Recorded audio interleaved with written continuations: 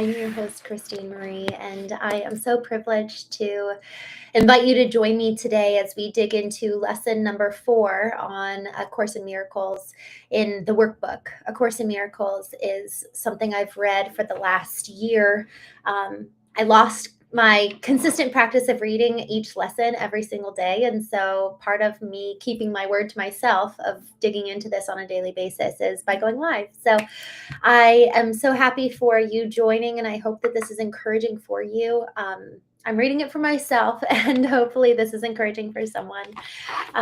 Lessons 1 through 3. I'm going to do a quick review before we move into lesson 4. Lesson 1, nothing I see in this room or any place around me means anything. Lesson number 2, I've given everything I see in this room or any place around me all the meaning that it has for me. Lesson number 3, I do not understand anything I see in this room or anywhere around me. Lesson number 4, these thoughts do not mean anything. They are like the things I see in this room or on the street, from this window, in this place. Unlike the preceding ones, these exercises do not begin with the idea for the day. In these practice periods, begin with noting the thoughts that are crossing your mind for about a minute, then apply the idea to them. If you are already aware of unhappy thoughts, use them as subjects for the idea. Do not, however, select only the thoughts you think are bad. You will find, if you train yourself to look at your thoughts, that they represent such a mixture of that, in one sense, none of them can be called good or bad. This is why they do not mean anything. In selecting the subjects for the application of today's idea, the usual specificity is required. Do not be afraid to use good thoughts as well as the bad. None of them represents your real thoughts, which are being covered up by them. The good ones are but shadows of what lies beyond, and shadows make sight difficult. The bad ones are blocks to sight, and making them impossible to see. You do not want either. This is a major exercise and will be repeated from time to time in somewhat different form. The aim here is to train you in the first steps toward the goal of separating the meaningless from the meaningful. It is a first attempt in the long-range purpose of learning to see the meaningless as outside you and the meaningful within. It is also the beginning of training your mind to recognize what is the same and what is different. In using your thoughts for application of the idea for today, identify each thought by the central figure or event it contains. For example, this thought about blank doesn't mean anything. It is like the things I see in this room or on the street and so on. You can also use the idea for a particular thought that you recognize as harmful. This practice is useful, but it is not a substitute for the more random procedures to be followed for the exercise. Do not, however, examine your mind for more than a minute or so. You are too inexperienced as yet to avoid a tendency to become pointlessly preoccupied. Further, since these exercises are the first of their kind, you may find the suspension of judgment in connection with thoughts particularly difficult. Do not repeat these exercises more than 3 or 4 times a day. We will return to them later. Y'all, this lesson is so incredibly important. The point for me that really stood out here was where she says, so this lesson is the first attempt in a long-range purpose of learning to see the meaningless outside of you and the meaningful inside. Man, I'm so grateful for this book because it's really, really taught me to remain detached from, effectively, if I think something, if I examine or if I have a thought, it's almost like pulling that thought into my conscious state so that I can examine what it has to say to me. Because here's the thing, if we are subjective at all times, for the most part, to every whim that passes through our mind, and we just immediately react to it, rather than taking that thought, there's a biblical text that says, take every thought captive. And that's effectively what this is doing. It's that, oh, I have a thought. It actually doesn't mean anything. We get to assign meaning later, perhaps. I know that she's got a whole series of lessons for us that we're going to be building on. However, y'all, there's something about this where if we can take a thought captive and then examine it and then assign the meaning or strip it of its meaning, it's like we actually have full control and full power over our thoughts. For so many people, whether I'm doing one-to-one working with them on knowing, or I'm in the knowing retreat, I'm actually here right now. I stepped aside to do this video. So many people are plagued by their mind. And so many people are in submission to their mind.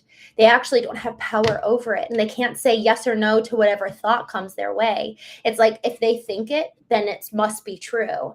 Rather than recognizing that we're going to have a thought and we get to take captivity over it. And we get to decide whether it holds meaning or not.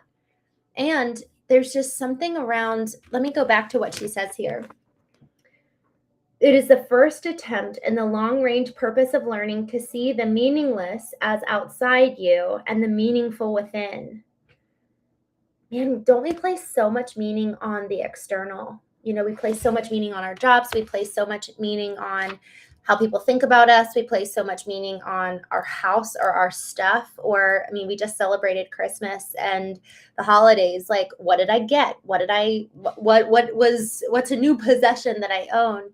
Rather than placing the meaning within us and recognizing there's just this whole treasure trove of wealth within me and within somebody else. But if we're not taking the time to actually go within and even do this exercise of taking each thought and examining it, it's going to be really hard for us to actually be able to see the true value and worth in somebody else. Because if we don't know how to go within us first and chiefly, it's going to be that much harder to do that for someone else. So I'm already learning a lot from this lesson number 4. One thing that I will say is that we're highly encouraged to think about this lesson multiple times throughout the day. So for me, it's 12:04 p.m. I'm on the East Coast. And for you, if it's earlier in the day or even later in the day, what I'll do is I'll actually take this lesson and make it an alarm for me and set my alarm every hour or two and just have it go off just as a reminder. Oh yeah, take every thought captive. So this lesson is these thoughts do not mean anything. So that's really what we're supposed to kind of take home with us. So for example, this thought about whatever it is that we're thinking about does not mean anything. So that's kind of our lesson for today. You know, that's our focus. That's really what it is to practice. Like what I appreciate about A Course in Miracles is that it's not just talking about the principle. It's putting the principle and turning it into a practice, because it's so easy to just talk about things rather than truly apply it. So I'm going to, once I stop this show, once I hop off, I'm going to go ahead and set my alarm for that of this thought about, and I'm going to put the blank in there. This thought doesn't mean anything, because y'all, it is so easy. Just over the holidays when I was with my family, you know, I had a lot of thoughts and some of them weren't good and some of them were painful. Some of them were maybe hurtful thoughts. You know, I wonder if they don't like me. I wonder if they're thinking this about me. That thought doesn't mean anything. It's not based on the truth. I don't know if that's real. And the more we're actually able to separate our true selves and our worth and our identity from our thoughts, the more we can be curious about them, take them into consideration. And there's something around, you know, in addition to taking every thought captive, we almost go into the judge and jury with that thought. And we have our spiritual intelligence, intellectual intelligence, emotional intelligence, physical intelligence in the jury box. We take the thought and say, do we want to dwell on this? Do we want to lean into this thought? Do we want to give it oxygen? Do we want to pour gas on the fire of this thought? And then after we kind of go through the process of analyzation, it's like, no, I actually choose not to think that. And that is so powerful. I have found this to be so incredibly helpful with every relationship in my life, for the most part, of I have a thought and it's like, oh, no, that I know that that's not true. I'm not even going to entertain it. You have to go away. And then moving forward. And Derman, I just saw you say here in the chat, I'm live on a couple different places, but you just said that's wrong. Never overthink. Yeah. Like we're not supposed to ever overthink things. So we get to choose, take this thought. No, I don't choose to think about it. It's gone. It's done, And we were even last night at the knowing retreat, someone started sharing something that they were thinking about, and we were identifying that we actually have the power to say, oh, no, and kind of like just give it's meaningless. It doesn't mean anything. And isn't that lesson number 4? This thought about X or Y does not mean anything. It holds no power over me. And so Joe Dispenza, among many other people, say, where you place your attention is where you place your energy. So if we're fixating on a thought, we're actually giving our attention and thus our energy to something, and it will build and compound in our minds and become much bigger than the initial thought. So every little thought, we just get to take it, analyze it, and say, oh, no. Or maybe yes, maybe it's actually something that's really, really life-giving. Maybe it's a thought that's creative.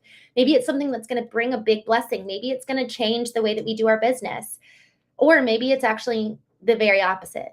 So the goal is that we're bringing our thoughts into our awareness. So we become aware of what we're thinking, and then we get to decide no or yes.